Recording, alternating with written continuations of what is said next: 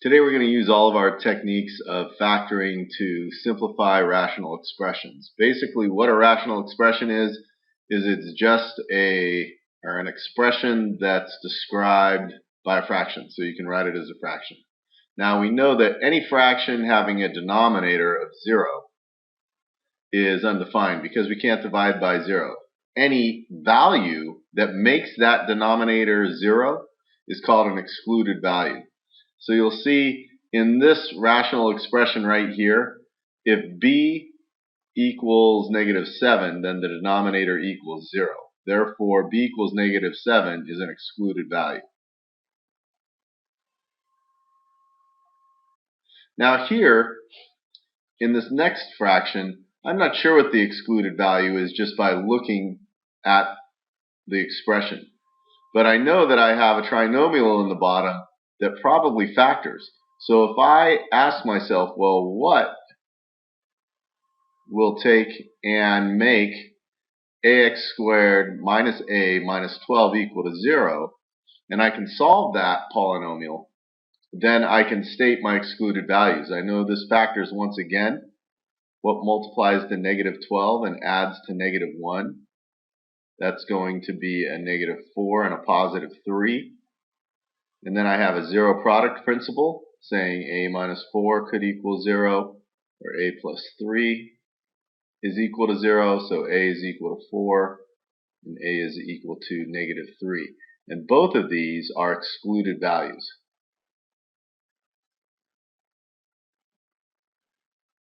So now we're asked to simplify this expression and state the excluded values.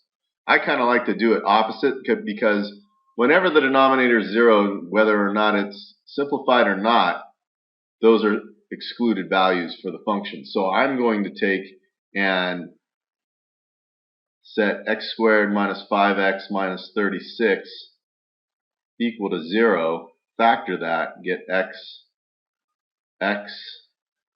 9 and 4 are going to make 5. That's a -9 and a +4. So x minus 9 is equal to 0 by the zero product principle, or x minus 4 equals 0, therefore x equals 9 and x equals -4. These are my excluded values.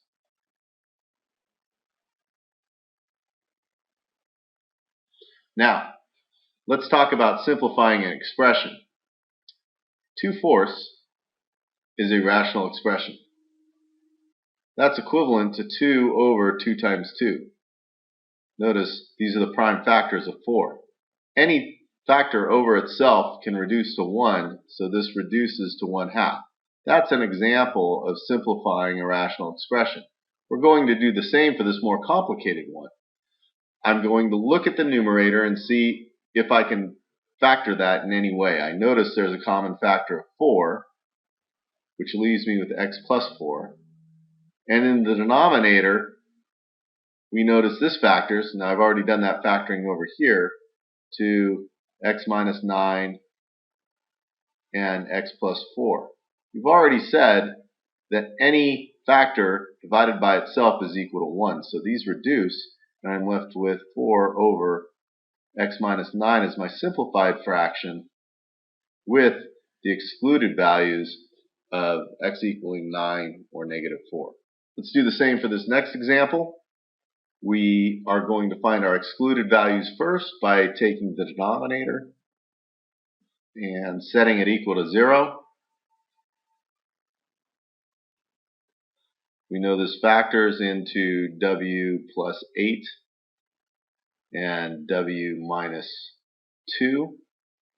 That gets me a -16 when I multiply and a +6 when I add, so w plus 8 equals 0 and w minus 2 equals 0 due to the zero product principle. W will equal -8 or w equals 2. These are my excluded values. And then I want to simplify this. Once again, I'm going to look for any factoring in the numerator. 5's in common, left with w minus 2. The denominator factors into w plus 8 once again, and w minus 2. This is similar to the last example. Same factors of w minus 2 reduce, and I'm left with 5 over w plus 8. Let's go ahead and do this again. This is going to bring about a little twist in our problem. Let's start by looking at the denominator and saying, well, what makes that denominator equal 0? I don't want to guess, so I'm going to set it equal to 0. 8x minus 40 should equal 0. And I can solve that by adding 40 to both sides.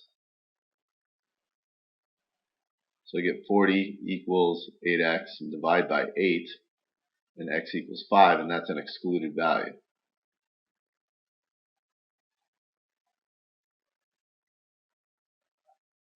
Now let's go ahead and simplify, and this is where this problem is going to get a little bit interesting.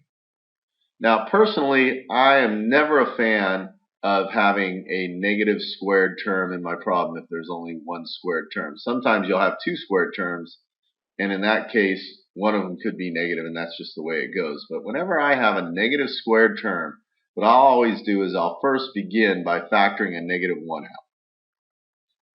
So when I factor a negative 1 out of the numerator, I get x squared minus 25. And the denominator I know factors in, well, I haven't factored that yet. There's an 8 in common.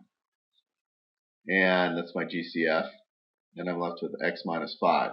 Now, if you'll notice, the numerator has a perfect square term in it. And it's a difference of two squares. So we know how to factor those. That goes to x and x, 5 and 5. And since I need a negative, I'm going to have a positive and a negative term. And that's all over negative 8 times x minus 5. Any common factor over itself reduces. So I'm left with negative quantity x plus 5 over 8. And that's my reduced fraction with an excluded value of x equals 5. So in this problem, we aren't asked for any excluded values, mostly because we have two different variables in the problem. We're just asked to simplify. The top is already done. I can't factor that at all. There are no common terms. So I'll just list that again. The denominator, I notice a 7 is going to go into both of those. I have an a in common and a b in common. So that's my GCF. I'm left with a 3 and an a for my first term. And my second term, I have a 7 and a b squared. Now, only factors are able to be reduced. And any like factor that goes into each other can be reduced. Notice I see a b squared here and a b squared here, but the factor is 3a plus 7b squared. I can never reduce those two. They all have to be reductions over multiplication and division. In fact, let's write that. Reduce only over multiplication and division. Never addition and subtraction. So in this case, I see a 7 over a 7. That reduces. I also see an a cubed and an a squared. And notice those are separated by multiplication, so I can reduce those.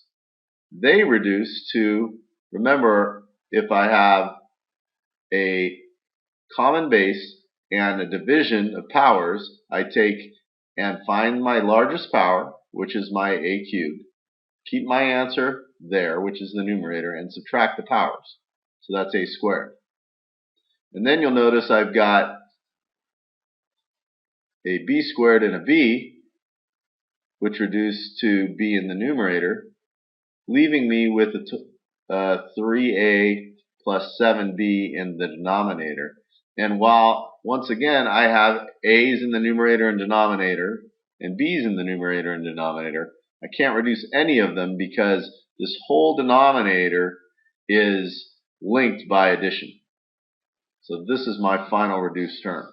So much of the same for this last example, with the exception that the problem's a little more difficult to take and factor because we have these a terms in front of the x squared. Let's deal with the denominator first so we can get our excluded values out of the way.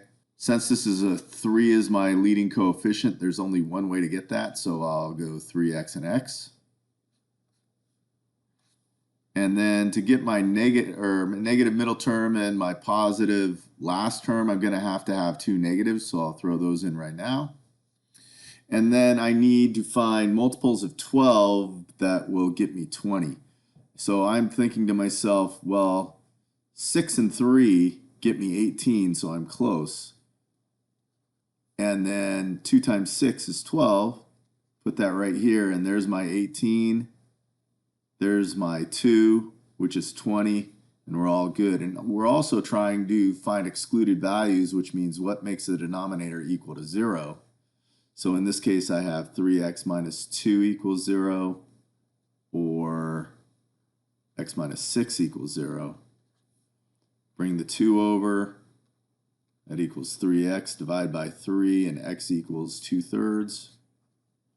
And then bring the 6 over, x equals 6. So these are my excluded values. And then we'll deal with the 6x and the 17, or 6x squared, 17x, and 14. Again, since we've been simplifying all along, I'm probably instead of going to use 6 and 1, I'm going to use 3 and 2 because I have a feeling that one of these will go. So let's just try putting a 3 down as my leading coefficient of that binomial and a 2x for this. I need a positive and a negative, but I have to multiply to 14, so I want to get a pretty high number, so I could put 14 right here, but if I put 14 right here, this is going to be really big, and a 2, which isn't going to help. If I put a 7 here and a 2 here, notice I'll get a positive 21 and then a negative 4, which is a positive 17. So once again, there's 6x squared. 21 minus 4 is 17, and then negative 2 and positive 7 multiplied to a negative 14. So that multiplies. Notice my denominator, I'll bring this back in, is x, or 3x minus 2 and x minus 6. And since I have something over itself, reduces, leading me to a reduction of 2x plus 7 over x minus 6. And that'll do it.